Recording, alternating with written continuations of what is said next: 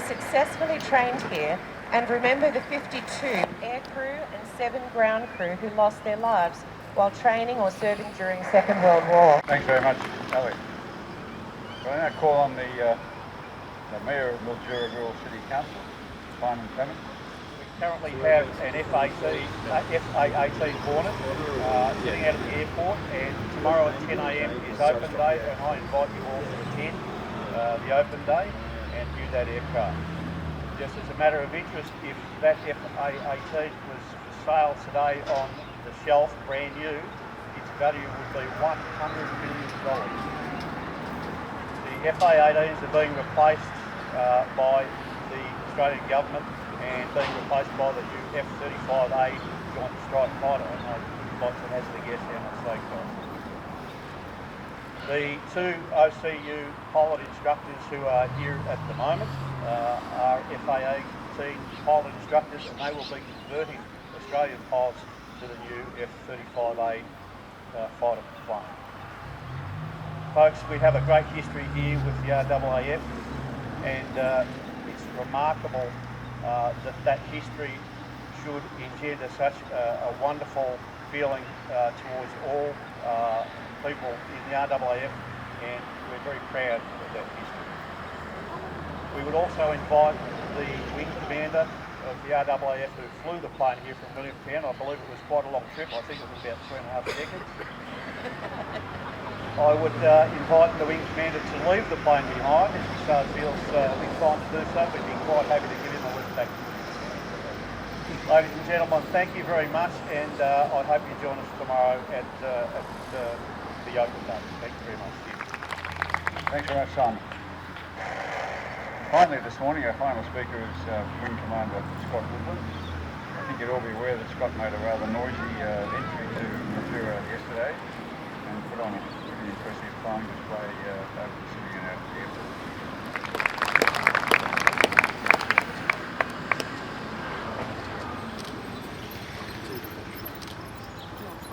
Good morning, everybody, or good afternoon. Member from Ali Ann Webster, thank you for your kind words. Councillor Simon Clements, member from Mildura Ali Kappa, and John Brandt, Gary Gibbs, the RSL and the Air Force Cadets, and finally the people of Mildura and the Sunraysia District. First, I just want to say thank you for having us back here. So, I took command of number 2 OCU in 2017, and that was celebrating our 75th anniversary. And as part of that, I wanted to make sure we celebrated that appropriately. And what more appropriate way than to come back to our roots, which was Mildura, as has already been described to you. So we did so then. We came down with about 15 people total and 2 jets. And the response we had from the district and the town was just overwhelming. So I was determined to make sure we establish and maintain those bonds and follow that through for as long as we possibly can in terms of visiting with jets. And as has been described already, we're retiring our Classic Hornets at the end of this year. There's another 2 squadrons in Air Force that will go on for the next 2 years, but with the F-35, unfortunately, the Mildura runway is too short and the F-35 tyre pressures are too high, so we'd probably break up the runway and not be able to get the aircraft out of here once we got here. So it's probably the last time we can actually put OCU jets on the ground here. I'd love to leave 116 behind, but unfortunately I think I'd have to pay for that one myself if I went home unaccompanied with it.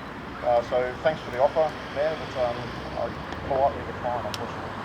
However, as has been indicated, we're working hard through Air Force circles in Canberra, and on behalf of the member from Ali and Air Vice Marshal Bill Henman, who was a former commanding officer of 2 OCU, recently retired.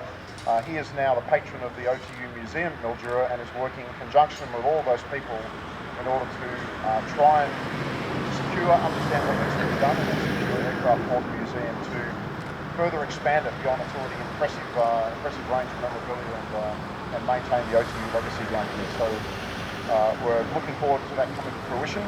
Again, there's no promises, there's a few hoops to jump through, but the opportunity is there and people are working their hardest to make that happen, and that's outstanding. So this year's the 77th year since OTU was formed. We've been operating the Classic Hornet now for about 35 years, so hence it's being retired. 30 years being the normal life and type for a standard fighter aircraft these days. And so next year, in fact, at the end of this year, we'll have the first 2 OCU F-35s arrive back from the US. They've actually been operating in the US now for about 2 years, doing training over there. But now we're bringing them home to start OTU training on the F-35 at the end of next year for the basic pilots coming through learn to fly that aircraft. Now the big difference is the F-35 is a single seat only. The F-18s that we operate at OCU now are twin seat, so we have the benefit of having an instructor in the back. The F-35 doesn't have that. Much the same as back in World War II, the Kitty Hawk, the Spitfire did not have, and the Boomerang did not have a second seat. We are fortunate these days in that we have highly technical simulators, and we can replicate a lot of the training in the simulator before the pilots go flying, so the risk level is, I won't say zero, but massively reduced compared to in World War II, and unfortunately the statistics indicate the outcomes of trying to train junior pilots on high-performance aircraft without the benefit of an instructor with experience to aid them in the sky, and hence the number of losses that occurred during World War II. Our association with Mildura is a fantastic one.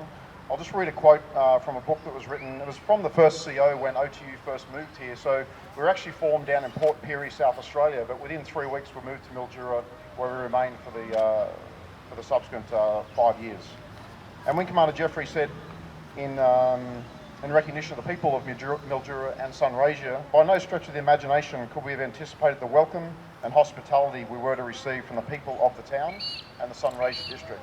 And my experience in having been back here, and this is now my 4th time in the last 3 years being back down to Mildura, is exactly the same as that. Yeah, it's now a standing area, the people are so friendly and welcoming, and we really enjoy the hospitality. And it just encourages us to pay back and make sure we contribute to the legacy of OTU, because you are so welcoming. It's a pleasure to come back each time. The Air Force of today obviously is quite different to 1942.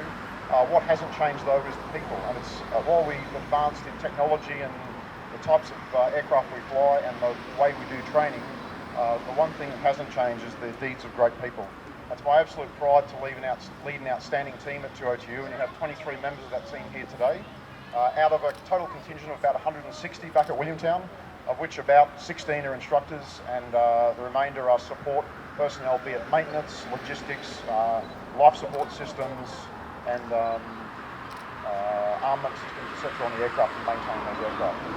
As you can imagine, like an old car, as aircraft get older, they get more difficult to maintain and to fly, and they certainly present some challenges to us these days.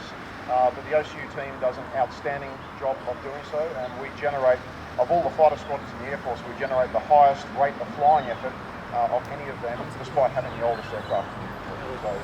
So it's a true credit to the people in my team. The other thing is the opportunities afforded in the Air Force today are much wider and broader than they ever were before. It was fairly simple in World War II in terms of either looking after the aircraft or flying the aircraft with support staff there as well. These days the job opportunities to all have increased massively, and I'm not just talking about on the flying unit but throughout Air Force in terms of there's opportunities in cyber warfare, there's opportunities within intelligence, as well as opportunities on flying units throughout Air Force as well. So I was very proud to be the CO of the unit last year, and we graduated our first 2 female fighter pilots in the front seat of the classic Hornet. Now that's a long time coming, far too long for my liking, but we finally achieved that. But part of that is making sure we get out to the community and let people know about what is available and the opportunities that do exist in the Defence Force these days. So I hope that tomorrow I'll get a good turnout. There's a great opportunity to speak with members of the OCU team about all the opportunities the Air Force offers. And as already mentioned by the member from Mallee, young Jessica was one of those members who came and spoke to me with her mother 2 years ago, and here she is now with a flying scholarship with a follow-on to join Air Force beyond that. So even if we can just inject that seed of a possibility, it is open to anyone and everyone, and I highly encourage that people to look into the options available, because it is a very rewarding and satisfying career available to anyone who so chooses. So on behalf of Air Force and the 2OCU Tigers, thank you very much for having us back. We very much look forward to meeting people tomorrow and talking about anything you'd like to with respect to either Hornet or Air Force in general. I highly encourage people to do that.